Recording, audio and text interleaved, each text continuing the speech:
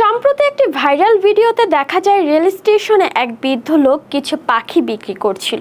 সেখানে একটি ছেলে এসে লোকটিকে ডেকে কাছে নিয়ে আসে এবং তার খাঁচায় থাকা পাখিগুলোকে মুক্ত করে দেয়। সেখানে ছিল আরেকটি স্টুডেন্ট, পরনে কালো টি শার্ট ও কালো সানগ্লাস। এসেই শুরু করে দেয় লোকটির সঙ্গে তর্ক। জড়ো হয়ে যায় লোক সংখ্যা। কালো সানগ্লাস পরা ছেলেটি জোর গলায় বলে, বিনা অনুমতিতে কেন বৃদ্ধ লোকটির পাখিগুলো সে মুক্ত করে দিবে।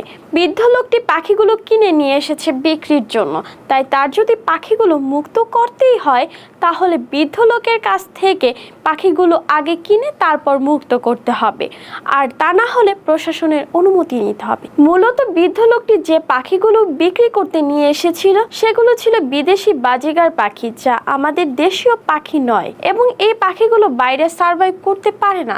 তাই পরবর্তীতে সানগ্লাস পরা ছেলেটি প্রতিবাদের সুরে বলে, আপনাকে এই লোকের জরিমানা দিতে হবে, নয়তো প্রশাসনের কাছে যেতে হবে। আমরা অনেক সময় পাখি মুক্ত করার অনেক ভিডিও দেখে থাকি, এমনকি ভিডিওগুলো দেখে আমরা খুব প্রশংসাও করি, কিন্তু এই ছেলেটি পাখি মুক্ত করতে গিয়ে সবার কাছে হাসির পাত্র হয়ে গেল।